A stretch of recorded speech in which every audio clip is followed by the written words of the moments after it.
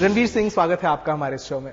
रणवीर, 1.5 साल हुए हैं आपकी पिछली रिलीज को लेकर, लेडीज वर्सेस रिकी बेल। आप इंजर हो गए थे, आपकी पीठ में इंजरी हुई थी और आप काफी वक्त तक काम नहीं कर सके। क्या गुजर रहा था आपके दिमाग में जब आप रिकवर हो रहे थे, जब आप? जी, चोट जो लगी थी वो तो काफी सीरियस थी जी। मैं चल नहीं सकता था, मैं बैठ भी नहीं सकता था, बहुत मुश्किल से चल पाता था। तो बिस्तर में लेटे हुए आपको लगता है कि अभी अभी आपकी एंट्री हुई है, फिल्मों में इतना है करने को, बिल्कुल। डांस है, एक्शन है।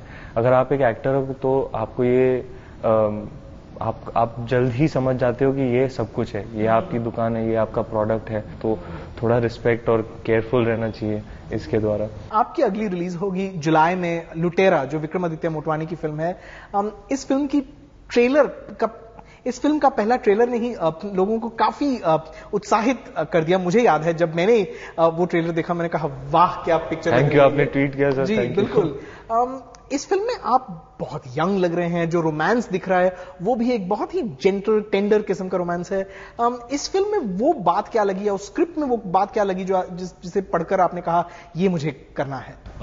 मुझे तो विक्रमादित्य के साथ फिल्म करनी थी। जब से मैंने उड़ान देखी मेरे होश उड़ गए थे। मैंने ऐसी पिक्चर देखी ही नहीं थी। उनके साथ मुझे हमेशा से काम करना था। लुटेरा बहुत ही पावरफुल स्क्रिप्ट थी। मैं रात को अपने कमरे में अकेले पढ़ के मैं रोने लगा।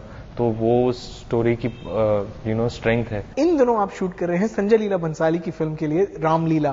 क्या आपके लिए बड़ी बात थी जब संजय लीला भंसाली ने आपको इस फिल्म के लिए साइन किया? बिल्कुल सर, किसी भी एक्टर के लिए बहुत बड़ी बात होगी। मतलब मैं एक सीनियर एक्टर से बात कर रहा था जिनके साथ उन्होंने काम किया है। उन्होंने मुझे समझाया कि तुमको शायद लग रहा हो कि तुम इतने नेशन स्टेज में संजय लीला भंसाली के साथ काम कर रहे हो, दूसरों को लग रहा हो, लेकिन साले तुमको भी समझ नहीं है तुम किसके साथ काम कर रहे हो। बाप डायरेक्टर है तो, और वो है सर, उनके जैसा कोई नहीं है। आखिर में रणवीर, आप 3 साल इस इंडस्ट्री में रहे हैं।